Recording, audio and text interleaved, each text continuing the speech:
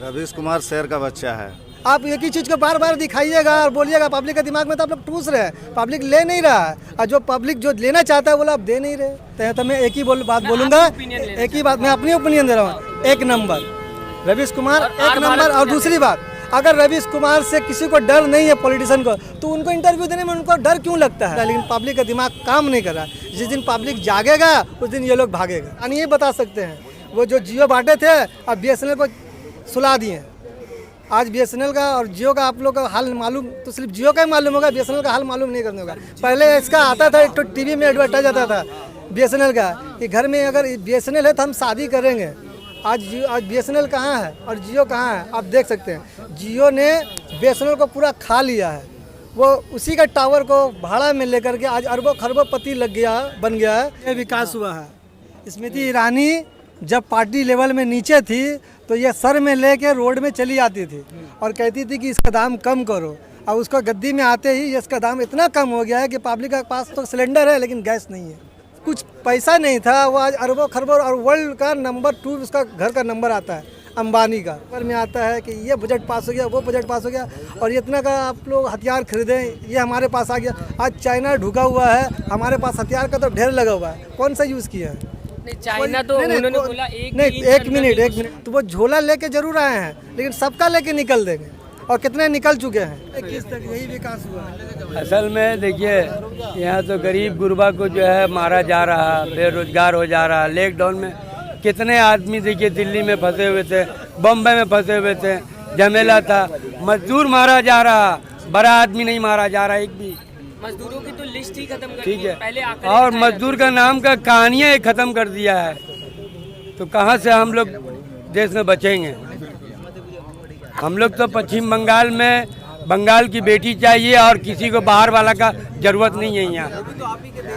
बस हाँ, नहीं वो लोग यहाँ आके झमेला कर रहे हैं। बिजनेसमैन है, गुजरात के हैं तो कहीं ना कहीं बिजनेसमैन स्ट्रेटेजी होगी। वो तो पहले अपना गुजरात को तो सही कर रहे हैं।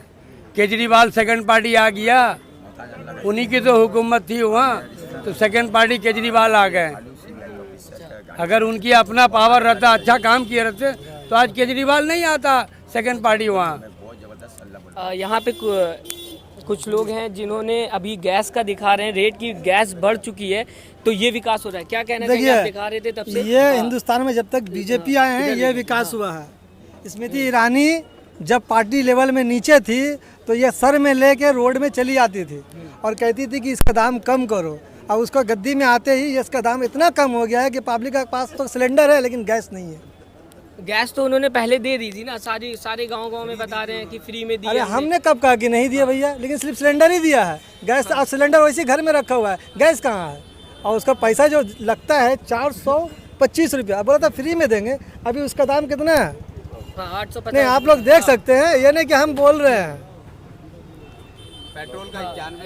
पेट्रोल का है और गैस का है और डीजल का है। अब सरकार कह रही थी लॉकडाउन हो गया इसलिए हमारी कमाई नहीं हो पाई, तो हम इसलिए रेट बढ़ा रहे हैं। देश का विकास करेंगे इन्हीं पैसों। अगर सरकार टैक्स खत्म कर दे तो पब्लिक बोले कि ये एक मिनट, अगर सरकार टैक्स खत्म कर दे पेट्रोल में, डीजल में और गैस में, जो सरकार जिससे कमाती है उसको अगर खत्म कर दे तो ये होगा यू टर्न सरकार का तरफ से पब्लिक के लिए।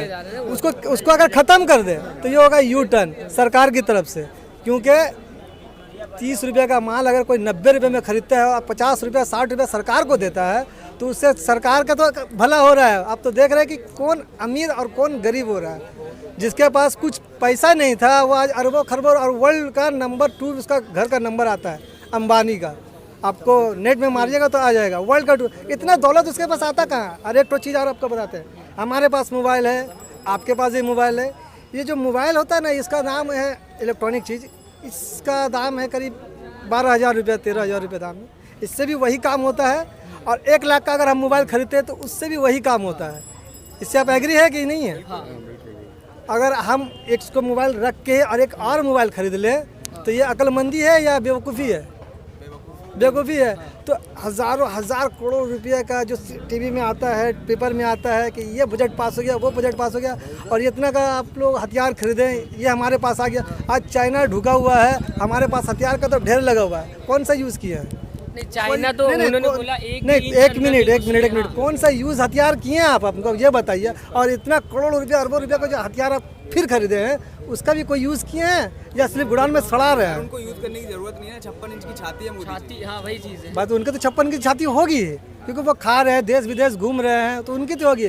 जो बोलते हैं कि हम झोला लेके आए और निकल देंगे, तो वो झोला लेके जरूर आए हैं लेकिन सबका लेके निकल देंगे।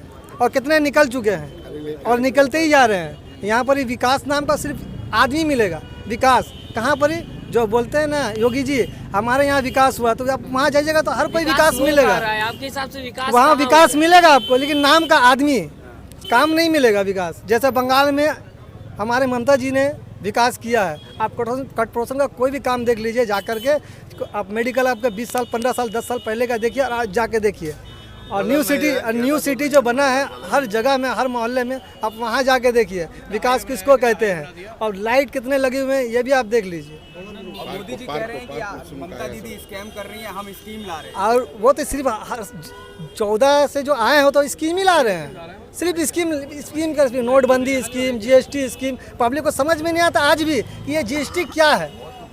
जीएसटी से कितने लोगों का भला हुआ और कितना लोग उलट गए हैं वो अंबानी और अडानी ही बता सकते हैं।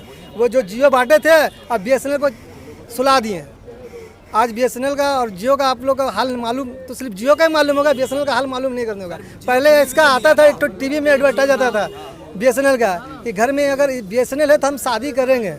आज बीएसएनएल कहाँ है और जियो कहाँ है आप देख सकते हैं। जियो ने बीएसएनएल को पूरा खा लिया है। वो उसी का टावर को भाड़ा में लेकर के आज अरबों खरबों पति बन गया है। और क्या कहते हैं उसको फ्री में सिम दिया था 6 महीने के लिए। जितना बात करना है कीजिए, फिर भी उसको लॉस नहीं हुआ। आपसे लिया है खाता में। अंबानी अडानी जो लेता है ना देश से, वो खाता में लेता है। अब पूरा कैश कर लेते हैं और उनका खाता ही में रह जाता है, पैसा देता नहीं है देश को। और वही चीज़ जब देश को बेचता है ना तो कैश लेके बेचता है, चेक कट जाता है और बेचता है। तो टर्न ओवर कर्जे भी तो माफ कर दिए सरकार ने। तो सरकार किसके कर्जे माफ किए? उन्हीं लोगों के जिनको दे रहे हैं। मिलती कहाँ से? टीवी पे तो दिखाते नहीं है, कहाँ से मिलती? हम लोग को कहाँ से जो पेपर पढ़ते हैं हम लोग और एक्टिवेट रहते हैं, जो आप मोबाइल्स में जो आता है उसमें थोड़ा एक्टिव रहते हैं, तो ग्रुप में हम लोग का जो आदमी है तो वो लोग बताते हैं। आप लोगों का जैसा जो और चैनल है ना, आप लोग का जो उसके छोटे मोटे जो जरिए चैनल हैं जो सच्चाई दिखाते हैं। और ये जो आप जो बता रहे आज तक ये लोग वो लोग को सवाल करना चाहिए पब्लिक से, नहीं सरकार से। आज सरकार से तो कोई सवाल ही नहीं कर रहा। आज लगता है कि देश में पत्रकारिता बची है, क्योंकि पत्रकार जो होता है वो सरकार से सवाल पूछता है। ये कहा भी गया था जिस दिन पर अब इसके तो संभव ही नहीं है कि यहाँ पर आपको कोई मिलेगा जेन्युइन। आपको जो मिलेगा डेबिट करने के लिए चाटों का बैठा देगा, इसका सर उसको टोपी, उसका सर उसको टोपी, आपको यही मिलेगा। और इसको इससे लड़ा रहा उससे लड़ा रहा और टाइम पास हो गया, काम खत्म उन लोग का। और वो लोग क्या करते हैं, हम एक चीज़ और बता देते हैं, सिर्फ धर्म और जाति के नाम पर पॉलिटिक्स कर रहे हैं। और लोग काम का से एकदम दूर दूर तक का कोई वास्ता नहीं है। काम देखना है तो आप बंगाल में देखिए, सर्वे कीजिए, आपको पता चल जाएगा। बिहार में भी जो जीत हुआ है वो पब्लिक जो है ना, हम सोच रहे थे हम तो इनको वोट दिए, ये सोच रहे कि हम इनको वोट दिए, लेकिन हम सोच रहे ना हम तो इनको वोट दिए थे, ये कैसे जीत गए। और वो सोच रहे ना कि हम तो इनको वोट दिए थे, वो कैसे जीत गए। तो सब यही सोच रहा है, लेकिन जीत कोई और गया है। अब वोट का इसमें क्या गड़बड़ है, क्या घोटाला है, वो तो पब्लिक अच्छी तरह से जान रहा है, लेकिन पब्लिक का दिमाग काम नहीं कर रहा है। जिस दिन पब्लिक जागेगा उस दिन ये लोग भागेगा। अच्छा, तो मैं जानना चाहूँगा, क्योंकि लगातार ये बात होती रहती है कि आर भारत देश का नंबर 1 चैनल है। दूसरी तरफ ये भी कहा जा रहा है कि रवीश कुमार जो है वो सच दिखाते। जानेंगे जनता से कि जनता की राय क्या है, लोग क्या सोचते हैं। एक तरफ अगर रवीश कुमार खड़े हैं वो दिखाते हैं एक शो, और दूसरी तरफ अगर आर भारत की बात करें, क्योंकि अर्णव गोस्वामी हर बार बोलते रहते हैं देश का number 1 channel.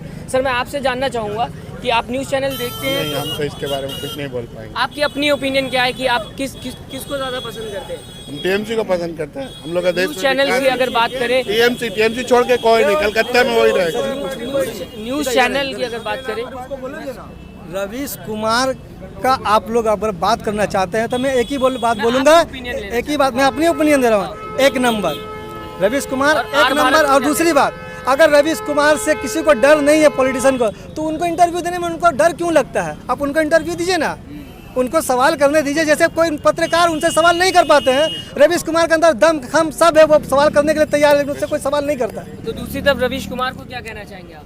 Ravish Kumar sorry Arnav Goswami को क्या कहना वो लोग सब बिके हुए हैं, वो लोग सब बिके हुए हैं। अभी तो चैनल बोल रहे हैं देश का नंबर 1 चैनल वो सिर्फ बोल रहे हैं, पब्लिक कहाँ बोल रहा है। आप एक ही चीज़ को बार बार दिखाइएगा और बोलिएगा पब्लिक के दिमाग में तो आप लोग ठूस रहे हैं, पब्लिक ले नहीं रहा है। और जो पब्लिक जो लेना चाहता है वो आप दे नहीं रहे।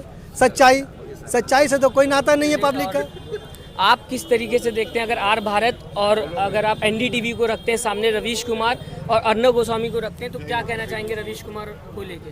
रवीश कुमार शेर का बच्चा है और अर्नब गोस्वामी के बारे में तो कुछ बोलना ही नहीं है। किस किस्म का आदमी है, बिका हुआ आदमी है।